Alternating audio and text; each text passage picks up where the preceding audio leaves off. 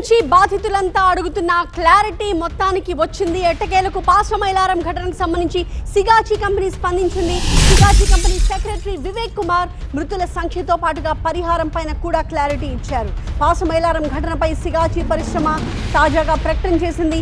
ఈ ప్రమాదంలో 40 మంది చనిపోయారు అంటూ సిగాచి సంస్థ ప్రకటించింది. అలాగే 33 మందికి గాయాలైనట్టుగా సంస్థ వెల్లడించింది. మృతుల కుటుంబాలకు ₹1 కోటి పరిహారం ఇస్తామని చెప్పి ప్రకటించారు. గాయపడ్డ వారికి పూర్తి వైద్య సహాయం అందిస్తాము అంటూ వాళ్ళు విడుదల చేసిన లెటర్ని మనం చూస్తూ ఉన్నాము. బాధిత కుటుంబాలందరికీ కూడా తాము అండగా ఉంటామంటూ సిగాచి కంపెనీ ఇందులో ప్రకటించింది. 3 నెలల పాటు కంపెనీ కార్యకలాపాలన్నీ కూడా ప్రస్తుతానికి మూసివేస్తున్నాము. ఈ ప్రమాదానికి రియాక్టర్ పేలుడు కారణం కాదు. ఈ ప్రమాదంపై ప్రభుత్వం దర్యాప్తు చేస్తోంది అని కంపెనీ చెప్తోంది. ప్రభుత్వ దర్యాప్తు నివేదిక కోసం మేము కూడా వేచి చూస్తున్నామని చెప్తూ ఉన్నారు. పరిశ్రమ ప్రమాదంపై స్టాక్ మార్కెట్కి సిగాచి ఒక లేఖ రాసింది.